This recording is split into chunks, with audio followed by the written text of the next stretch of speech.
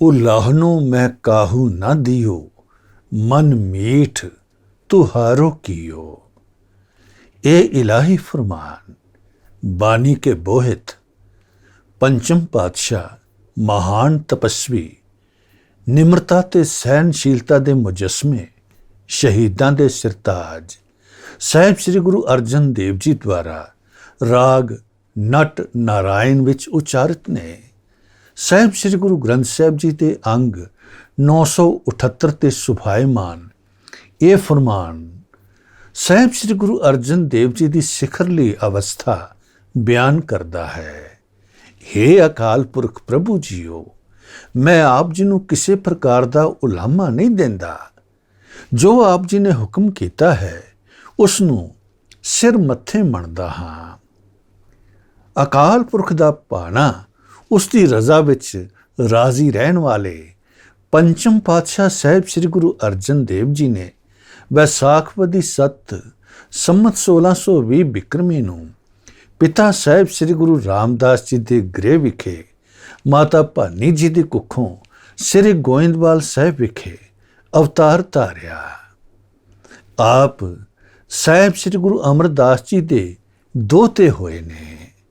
सहजे ही साहिब श्री गुरु अमरदास जी ने वचन कर देते, दोहिता बानी का बोहिता। आप जी की सिक्ख्या दीख्या आप जी ने गुरमुखी और पंजाबी अपने नाना जी साहिब श्री गुरु अमरदास जी और अपने गुरु पिता साहिब श्री गुरु रामदास जी तो सिख लई। आप जी ने देवनागरी भी सिख लई। वो नगर की धर्मशाल तो ही आपने सिख लई। पंडित बेनी जी पासों आप जी ने संस्कृत की विद्या ग्रहण की। आपने ध्यान लगाउण दा जिहड़ा गुण सी बाबा मोहनदास जी पासों सिख लिया और आपने गणित विचों महारत भाई मोहरी जी बाबा मोहरी जी पासों प्राप्त कर ली। साहिब श्री गुरु अर्जन देव जी राग विद्या, शस्त्र विद्या, घोड़सवारी, नेजाबाजी च भी निपुण होए ने। साहिब श्री गुरु अर्जन देव जी निम्रता के घर विच रहिंदे सन। आप जी नूं प्रतख हर कह के संबोधन किया गया है। साहिब श्री गुरु ग्रंथ साहिब जी की बाणी विच जिथे 6 गुरु साहिबान की बाणी सुभायमान है, 15 भगतां की बाणी सुभायमान है, गुरसिखां की बाणी सुभायमान है, उत्थे 11 भट्टां की बाणी भी सुभायमान है। भट्ट मथरा जी आप बाबत फरमाते हैं कि धरती और आकाश विच जोत रूप विच साहिब श्री गुरु अर्जन देव जी पसरे हुए ने। आप फरमाते हैं कि आप विच साहिब श्री गुरु अर्जन देव जी, हे अकाल पुरख प्रभु ते साहिब श्री गुरु अर्जन देव जी, आप जी दे विच कोई भेद मैनू नज़र नहीं आउंदा। धरण गगन नवखंड मह जोत स्वरूपी रहो पर पन मथरा कछ भेद नहीं गुरु अर्जन प्रतख हर। ये फरमान साहिब श्री गुरु ग्रंथ साहिब जी के अंग 1409 ते सुभायमान है भट्टां दे सवैये तहत। साहिब श्री गुरु अर्जन देव जी साहिब श्री गुरु रामदास जी के हुक्म के अनुसारी सन। आप जी की परीक्षा भी हुई। आप जी के भराता भाई पृथ्या जी, भाई महादेव जी पिता जी की कसौटी ते पूरे नहीं उतरे, पर आपने पिता का हुक्म मन के अपने जो भराता दे विआह ते लाहौर जाना स्वीकार कर लिया और रहना निर्धारित किया। जितनी देर अपने पिताजी ने आप जी नूं इत्थे वापस नगर विच नहीं बुलाया। साहिब श्री गुरु रामदास जी ने वेख्या कि ये पुत्र हुक्म दे विच है, निम्रता दे घर दे विच है, कोई चतुराई नहीं है, कोई फरेब नहीं है, निरछल है, तो आप जी ने अपने पुत्र ਸਾਹਿਬ ਸ੍ਰੀ ਗੁਰੂ ਅਰਜਨ ਦੇਵ ਜੀ ਨੂੰ ਅਰਥਾਤ ਪਿਤਾ ਸ੍ਰੀ ਗੁਰੂ ਰਾਮਦਾਸ ਜੀ ਨੇ ਆਪਣੇ ਪੁੱਤਰ ਗੁਰੂ ਅਰਜਨ ਦੇਵ ਜੀ ਨੂੰ ਗੁਰਤਾ ਗੱਦੀ ਦੇ ਲਾਇਕ ਸਮਝਦੇ ਹੋਏ ਸੰਮਤ 1638 ਬਿਕਰਮੀ ਦੇ ਵਿੱਚ ਗੁਰਗੱਦੀ ਦੀ ਬਖਸ਼ਿਸ਼ ਕਰ ਦਿੱਤੀ। ਆਪ ਨੇ ਆਪਣੇ ਪਿਤਾ ਜੀ ਦੇ ਨਾਲ ਆਰੰਭੇ ਹੋਏ ਕਾਰਜਾਂ ਦੇ ਵਿੱਚ ਕਾਫੀ ਯੋਗਦਾਨ ਪਾਇਆ, ਕਿਉਂਕਿ ਸਾਹਿਬ ਸ੍ਰੀ ਗੁਰੂ ਅਰਜਨ ਦੇਵ ਜੀ ਦੇ ਪਿਤਾ ਸਾਹਿਬ ਸ੍ਰੀ ਗੁਰੂ ਰਾਮਦਾਸ ਜੀ ਸਾਹਿਬ ਸ੍ਰੀ ਗੁਰੂ ਅਮਰਦਾਸ ਜੀ ਦੇ ਹੁਕਮ ਅਨੁਸਾਰ ਅੰਮ੍ਰਿਤਸਰ ਨਗਰ ਵਸਾਉਣਾ ਚਾਹੁੰਦੇ ਸਨ, ਜਿਸ ਨੂੰ ਗੁਰੂ ਕਾ ਚੱਕ ਤੇ ਚੱਕ ਰਾਮਦਾਸਪੁਰ ਕਿਹਾ ਜਾਂਦਾ ਹੈ। ਆਪ ਨੇ ਉਸ ਕਾਰਜ ਵਿੱਚ ਵੀ ਹਿੱਸਾ ਪਾਇਆ। ਸਾਹਿਬ ਸ੍ਰੀ ਗੁਰੂ ਅਰਜਨ ਦੇਵ ਜੀ ਨੇ ਹੋਰ ਵੀ ਮਹਾਨ ਸੇਵਾ ਕਾਰਜ ਕੀਤੇ। ਆਪ ਜੀ ਨੇ ਸੰਮਤ 1643 ਬਿਕਰਮੀ ਦੇ ਵਿੱਚ ਸ੍ਰੀ ਸੰਤੋਖਸਰ ਸਾਹਿਬ ਜੀ ਦੀ ਸਥਾਪਨਾ ਕੀਤੀ, ਜੋ ਕਿ ਅੰਮ੍ਰਿਤਸਰ ਸਾਹਿਬ ਵਿਖੇ ਸ਼ੋਭਾਇਮਾਨ ਹੈ। ਸੰਮਤ 1645 ਬਿਕਰਮੀ ਵਿੱਚ ਆਪ ਜੀ ਨੇ ਸੱਚਖੰਡ ਸ੍ਰੀ ਹਰਮੰਦਰ ਸਾਹਿਬ ਅੰਮ੍ਰਿਤਸਰ ਦੀ ਸਥਾਪਨਾ ਦਾ ਕਾਰਜ ਆਰੰਭਿਆ। ਸੰਮਤ 1647 ਬਿਕਰਮੀ ਵਿੱਚ ਆਪ ਜੀ ਨੇ ਤਰਨਤਾਰਨ ਨਗਰ ਵਸਾਇਆ। ਉੱਥੇ ਵੀ ਆਪ ਜੀ ਨੇ ਮਹਾਨ ਸੇਵਾ ਕਾਰਜ ਕੀਤੇ, ਜਿਸ ਤਰ੍ਹਾਂ ਕਿ ਕੁਸ਼ਟ ਆਸ਼ਰਮ ਦੇ ਵਿੱਚ ਸੇਵਾ ਕੀਤੀ। ਇਸ ਸੇਵਾ ਦੇ ਵਿੱਚ ਬਹੁਤ ਸਾਰਾ ਯੋਗਦਾਨ ਪਾਇਆ। ਸੰਮਤ 1650 ਬਿਕਰਮੀ ਵਿੱਚ ਸਾਹਿਬ ਸ੍ਰੀ ਗੁਰੂ ਅਰਜਨ ਦੇਵ ਜੀ ਨੇ ਕਰਤਾਰਪੁਰ ਜ਼ਿਲ੍ਹਾ ਜਲੰਧਰ ਵਿਖੇ ਨਗਰ ਵਸਾਇਆ। ਸੰਮਤ 1652 ਬਿਕਰਮੀ ਜਦੋਂ ਆਪ ਜੀ ਦੇ ਗ੍ਰਹਿ ਵਿਖੇ ਸਾਹਿਬ ਸ੍ਰੀ ਗੁਰੂ ਹਰਗੋਬਿੰਦ ਸਾਹਿਬ ਜੀ ਨੇ ਅਵਤਾਰ ਧਾਰਿਆ, ਤਾਂ ਆਪ ਨੇ ਛੇਹਰਟਾ ਸਾਹਿਬ ਸਥਾਨ ਦੀ ਸੇਵਾ ਕਰਵਾਈ, ਜੋ ਅੰਮ੍ਰਿਤਸਰ ਸਾਹਿਬ ਵਿਖੇ ਸ਼ੋਭਾਇਮਾਨ ਹੈ। ਧੰਨ ਸਾਹਿਬ ਸ੍ਰੀ ਗੁਰੂ ਅਰਜਨ ਦੇਵ ਜੀ ਮਹਾਨ ਸੇਵਾ ਦੇ ਮੁਜੱਸਮੇ ਹੋਏ ਨੇ। ਆਪ ਨੇ ਸੰਮਤ 1656 ਬਿਕਰਮੀ ਦੇ ਵਿੱਚ ਬੌਲੀ ਸਾਹਿਬ, ਜੋ ਲਾਹੌਰ ਵਿਖੇ ਸਥਾਨ ਹੈ, ਉਸ ਨੂੰ ਸਥਾਪਿਤ ਕੀਤਾ।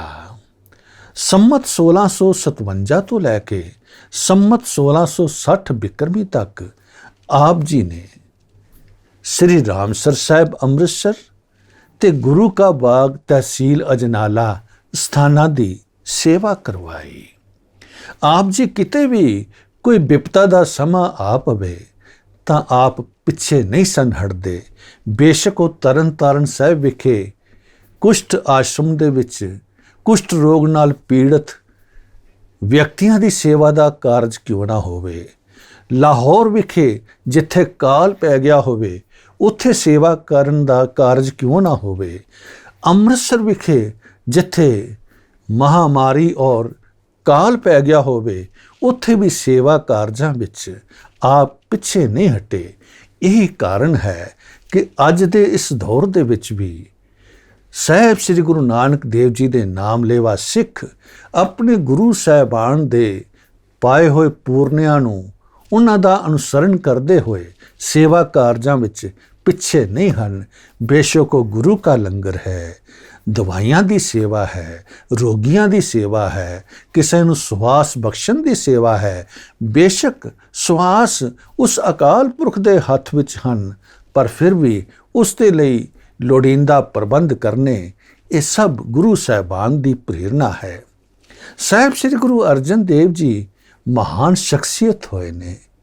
ਆਪ ਜੀ ਨੇ ਮਹਾਨ ਬਾਣੀ ਰਚੀ ਹੈ, ਕਿਉਂਕਿ ਆਪ ਜੀ ਨੂੰ ਵਰ ਪ੍ਰਾਪਤ ਸੀ ਦੋਹਿਤਾ ਬਾਣੀ ਕਾ ਬੋਹਿਥਾ। ਇੱਕ ਹੋਰ ਘਟਨਾ ਹੈ। ਇੱਕ ਵਾਰੀ ਮਾਤਾ ਭਾਨੀ ਜੀ ਸਾਹਿਬ ਸ੍ਰੀ ਗੁਰੂ ਅਰਜਨ ਦੇਵ ਜੀ ਨੂੰ ਗੋਦ ਵਿੱਚ ਲੈ ਕੇ ਘਰ ਦੇ ਵਿੱਚ ਕੋਈ ਕਾਰਜ ਕਰ ਰਹੇ ਸਨ। ਬਾਲਕ ਨੂੰ ਖੇਡਣ ਲਈ ਛੱਡ ਦਿੱਤਾ, ਅਰਥਾਤ ਸਾਹਿਬ ਸ੍ਰੀ ਗੁਰੂ ਅਰਜਨ ਦੇਵ ਜੀ ਨੂੰ ਖੇਡਣ ਲਈ ਵਿਹੜੇ ਵਿੱਚ ਛੱਡ ਦਿੱਤਾ। ਸਾਹਿਬ ਸ੍ਰੀ ਗੁਰੂ ਅਰਜਨ ਦੇਵ ਜੀ ਰਿੜਦੇ ਖੇਡਦੇ ਜਾ ਕੇ ਚੁੱਲ੍ਹੇ ਉੱਤੇ ਪਏ ਤਵੇ ਦੇ ਉੱਤੇ ਹੱਥ ਰੱਖ ਦਿੰਦੇ ਹਨ, ਜੋ ਕਿ ਗਰਮ ਹੁੰਦਾ ਹੈ। ਤਾਂ ਭਾਨੀ ਜੀ ਦੇ ਮਾਤਾ ਜੀ ਰੌਲਾ ਪਾਉਂਦੇ ਹਨ ਵੀ ਇਹ ਕੀ ਕਰਦੀ ਹੈ, ਤੇਰੇ ਕੋਲ ਪੁੱਤਰ ਨਹੀਂ ਸੰਭਾਲਿਆ ਜਾਂਦਾ, ਤਾਂ ਸਾਹਿਬ ਸ੍ਰੀ ਗੁਰੂ ਅਮਰਦਾਸ ਜੀ ਉੱਥੇ ਬੈਠੇ ਹੀ ਸਹਿਜੇ ਹੀ ਬਚਨ ਕਰਦੇ ਹਨ, ਭਾਈ ਗੁਰੂ ਘਰ ਵਿੱਚ ਇਹ ਰੌਲਾ ਕਿਉਂ ਹੈ? ਆਖਿਆ ਕਿ ਬਾਲਕ ਨੂੰ ਸੰਭਾਲਦੀ ਨਹੀਂ, ਬਾਲਕ ਨੇ ਤੱਤੇ ਤਵੇ ਦੇ ਉੱਤੇ ਹੱਥ ਰੱਖ ਦਿੱਤਾ ਹੈ।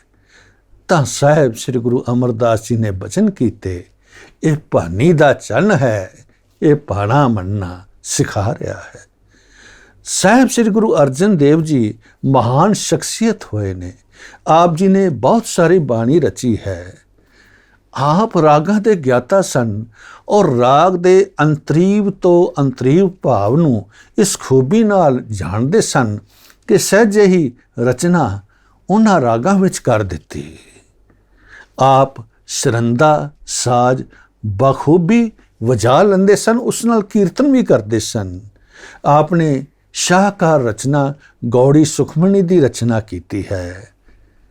24 ਸ਼ਲੋਕਾਂ ਤੇ 24 ਅਸ਼ਟਪਦੀਆਂ ਵਾਲੀ ਇਸ ਬਾਣੀ ਦੇ ਵਿੱਚ ਨਾਮ ਸਿਮਰਨ ਦੀ ਹਿਦਾਇਤ ਹੈ, ਬ੍ਰਹਮ ਗਿਆਨੀ ਦਾ ਸੰਕਲਪ ਹੈ, ਸੰਤ ਦੀ ਪਰਿਭਾਸ਼ਾ ਹੈ, ਸਾਧਕ ਕਿਸ ਤਰ੍ਹਾਂ ਬਣਿਆ ਜਾਂਦਾ ਹੈ, ਇਹ ਸਭ ਕੁਝ ਹੈ।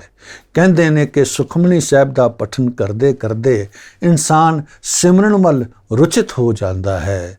ਪ੍ਰੋਫੈਸਰ ਪੂਰਨ ਸਿੰਘ ਹੋਰਾਂ ਨੇ ਕਿਹਾ ਹੈ ਕਿ ਇਹ ਇੱਕ ਐਸਾ ਰਾਗ ਹੈ ਸੁਖਮਨੀ ਸਾਹਿਬ ਕਿ ਸਿਮਰਨ ਦੀ ਜਾਂਚ ਆ ਜਾਂਦੀ ਹੈ।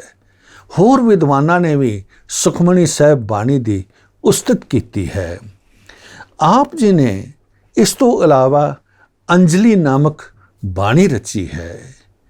ਇਸ ਅੰਜਲੀ ਤੋਂ ਭਾਵ ਹੈ ਅਰਪਣ, ਅਰਥਾਤ ਉਸ ਪਰਮ ਤੱਤ ਪਰਿਪੂਰਨ ਪਰਮਾਤਮਾ ਨੂੰ ਆਪਣਾ ਸਭ ਕੁਝ ਅਰਪਣ ਕਰ ਦੇਣਾ, ਤਿਆਗ ਕਰਨਾ, ਕਿਸ ਲਈ ਕਿ ਉਸ ਪਰਮ ਤੱਤ ਦੇ ਵਿੱਚ ਅਭੇਦ ਹੋਇਆ ਜਾ ਸਕੇ।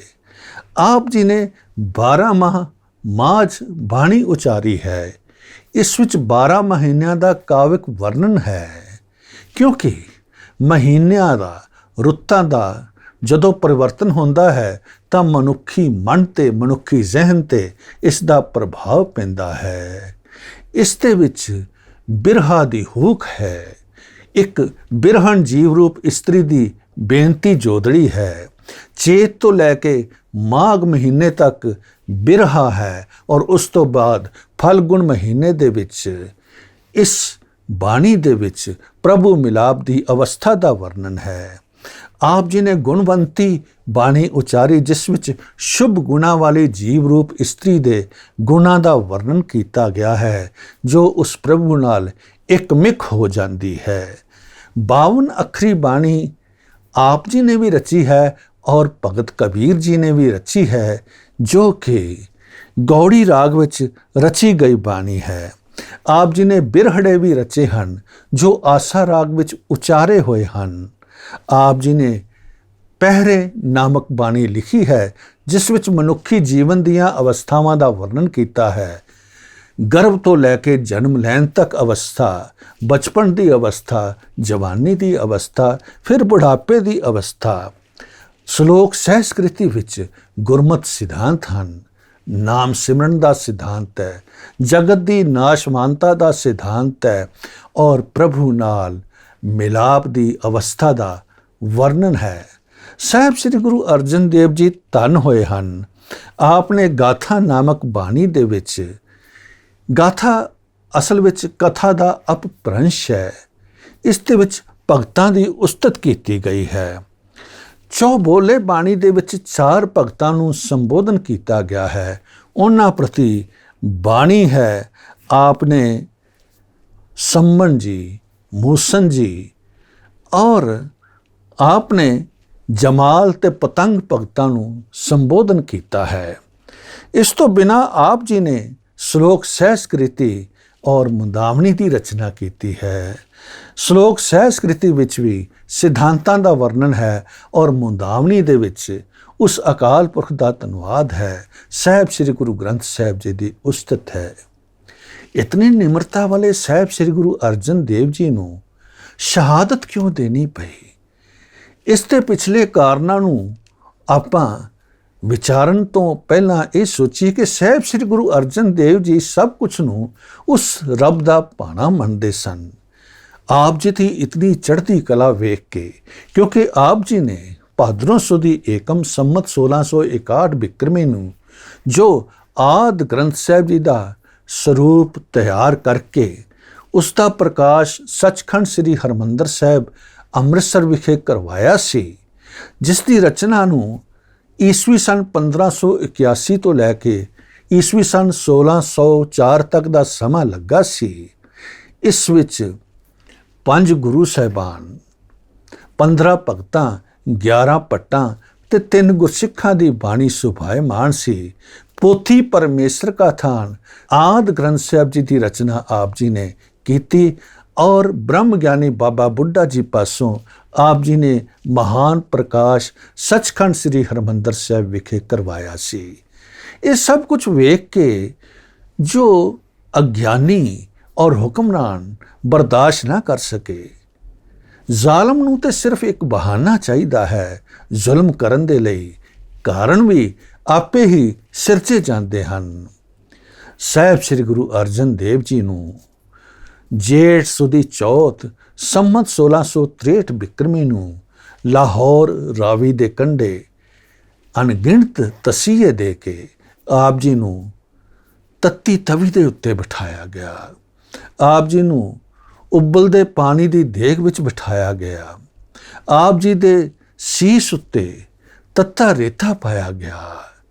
ਬਹੁਤ ਸਾਰੇ ਕਸ਼ਟ ਦਿੱਤੇ ਗਏ। ਅੰਤ ਆਪ ਲਾਹੌਰ ਰਾਵੀ ਦੇ ਕੰਢੇ ਉਸ ਪ੍ਰਭੂ ਦੀ ਜੋਤ ਵਿੱਚ ਲੀਨ ਹੋ ਗਏ। ਇਹ ਮਹਾਨ ਸ਼ਹਾਦਤ ਇੱਕ ਇਨਕਲਾਬੀ ਸ਼ਹਾਦਤ ਸੀ, ਜਿਸ ਤੋਂ ਬਾਅਦ ਸ਼ਹਾਦਤਾਂ ਦਾ ਸਿਲਸਿਲਾ ਆਰੰਭ ਹੋ ਗਿਆ। ਧੰਨ ਸਾਹਿਬ ਸ੍ਰੀ ਗੁਰੂ ਅਰਜਨ ਦੇਵ ਜੀ ਦੀ ਕਰਨੀ ਨਿਆਰੀ ਹੈ। ਸ੍ਰੀ ਅਰਜਨ ਪਿਆਰੇ ਨੇ ਨਿਰਾਲੀ ਤੇਗ ਮਾਰੀ ਹੈ। ਧਰਮ ਅਰ ਕੌਮ ਦੀ ਖਾਤਰ ਜਿਨ੍ਹਾਂ ਨੇ ਜਿੰਦ ਵਾਰੀ ਹੈ। ਨਾ ਦੇਂਦਾ ਦੁੱਖ ਦੇਹੀ ਨੂੰ ਉਬਲਦੀ ਦੇਗ ਦਾ ਪਾਣੀ, ਨਾ ਤਪਦੀ ਲੋ ਸਤਾਂਦੀ ਹੈ ਅਗਨ ਦੀ ਜੋ ਅੰਗਾਰੀ ਹੈ। ਤੇਰੇ ਉਪਕਾਰ ਸਤਿਗੁਰ ਜੀ ਨਾ ਵਰਣਨ ਹੋਮ ਦੇ ਸਾਥੋਂ। ਤੂੰ ਧਨ ਤੂੰ ਹੈ ਗੁਰੂ ਅਰਜਨ, ਤੇਰੀ ਕਰਨੀ ਨਿਆਰੀ ਹੈ। ਸ੍ਰੀ ਗੁਰੂ ਗ੍ਰੰਥ ਦਾ ਬੇੜਾ ਬਣਾ ਕੇ ਸਤਿਗੁਰੂ ਜੀ ਨੇ ਕਲਯੁਗ ਇਸ ਸਮੁੰਦਰ ਤੋਂ ਡੁੱਬਦੀ ਖਲਕ ਤਾਰੀ ਹੈ। ਕਲਯੁਗ ਇਸ ਸਮੁੰਦਰ ਤੋਂ ਡੁੱਬਦੀ ਖਲਕ ਤਾਰੀ ਹੈ।